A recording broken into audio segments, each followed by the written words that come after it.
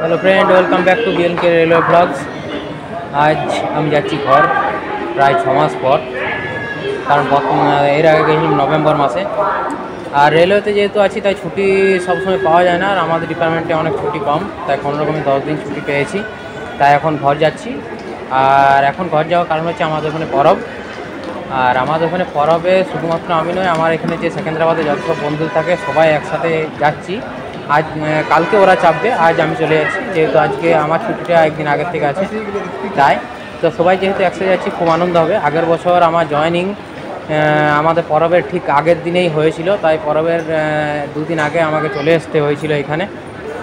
তো আগের বছর তো গ্রামের পরব দেখা হয়নি। এবছর সেই আগের বছরের যে এনজয়টা বাকি ছিল আর এই বছরের এনজয়, দুটোকে একসাথে যোগ করে যতটা এনজয় করা যায় ততটা চেষ্টা করব। আর এখন রয়েছে বিজয়ওয়াড়া স্টেশনে, 1:30টার সময় ট্রেন আছে বিজয়ওয়াড়া স্টেশনে, করমণ্ডল এক্সপ্রেস। করমণ্ডল এক্সপ্রেসের নাম তো তোমরা অনেকবারই অনেক টাইমে অনেক খবরে শুনেছ। সেই করমণ্ডল এক্সপ্রেসেই যাব। আর সবথেকে মজার কথা কি জানো, আমি এখনও কোনো দিনও এসিতে সফর করিনি, এই প্রথমবার এসিতে সফর করব। আর এসিতে এই কারণে সফর করিনি, কেননা আগে তো টাকা পয়সা ছিল না হতো যে এসিতে চড়ে যাত্রা করব। তাই এবার সুযোগ হয়েছে, যেহেতু রেলে আছি, তাই এসিতে যাব, আর সেটা আবার ফ্রিতেই যাব। সেই জন্য অনেক ভালোও লাগছে যে ফ্রিতে এসিতে যাব। তো তার আগে এখন যে বিজয়ওয়াড়া স্টেশনে এখন বাজছে 12টা 22, 1:30টার সময় ট্রেন আসবে। তাই এখন যাব একটু বাইরের দিকে, খাওয়া দাওয়া সেরে আবার এসে ওরা একটু বসবো। আমি এখন 1 নম্বর প্ল্যাটফর্মে আছি, 1 নম্বর প্ল্যাটফর্ম থেকে ট্রেনটা ছাড়বে। তো কোনো অসুবিধা নেই, তো খেয়ে আসি, তারপর আবার তোমাদের সাথে দেখা হচ্ছে। এটা হচ্ছে বিজয়ওয়াড়া স্টেশনের বাইরের লোক, আর এখানে রয়েছে আমাদের ভারতের সবথেকে পুরনো রেলওয়ে ইঞ্জিন, সেটা দেখুন। তবে খাওয়া দাওয়া করে চলে এলাম, আর ট্রেনটা আসতে আর 10 মিনিট বাকি। খবর হচ্ছে 1 নম্বর প্ল্যাটফর্মে দিয়েছে। আর আমার ডাব্বা হচ্ছে, যে ডাব্বাটাতে আমার সিট পড়েছে সেটা হচ্ছে M2, আর সেটার সামনে আমি দাঁড়িয়ে আছি। যেহেতু তোমরা দেখতে পাচ্ছ এখানে M2 লেখা আছে, দেখতে পাচ্ছ এখানে আমার সিট পড়েছে M2 ডাব্বাতে। এখানে ওই জন্য দাঁড়িয়ে আছি, শুধু আসার অপেক্ষা। দীর্ঘ 2-3 ঘন্টার অপেক্ষার পর অবশেষে করমণ্ডল এক্সপ্রেসের এন্ট্রি বিজয়ওয়াড়া স্টেশনে। এখন তোমরা বাজছে দেখতে পাচ্ছ 13টা 39।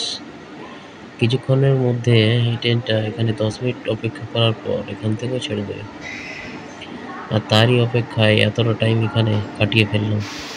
তার মধ্যে ছিল খাওয়া দাওয়া এবং কিছু গান শোনার অপেক্ষা।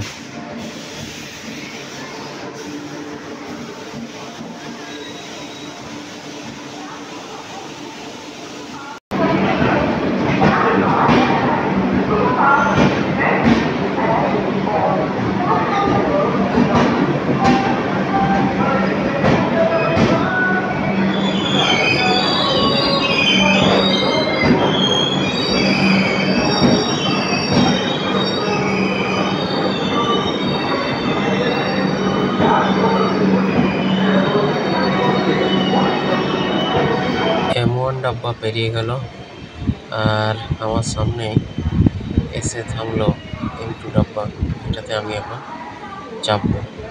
তবে সেখানে আস্তে আস্তে চাপা যাক।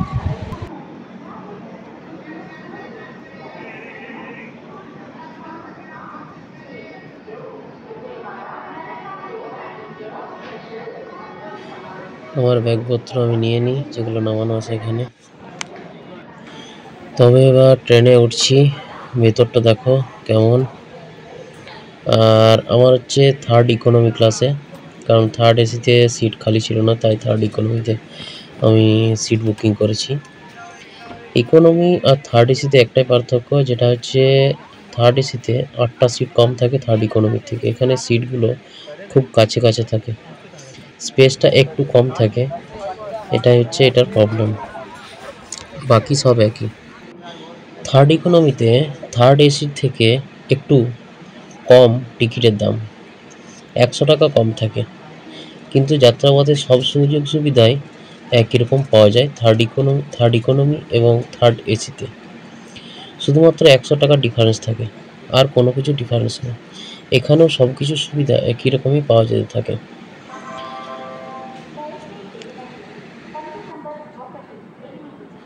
তবে আস্তে আস্তে যাত্রা শুরু করা যাক করমণ্ডল এক্সপ্রেসে।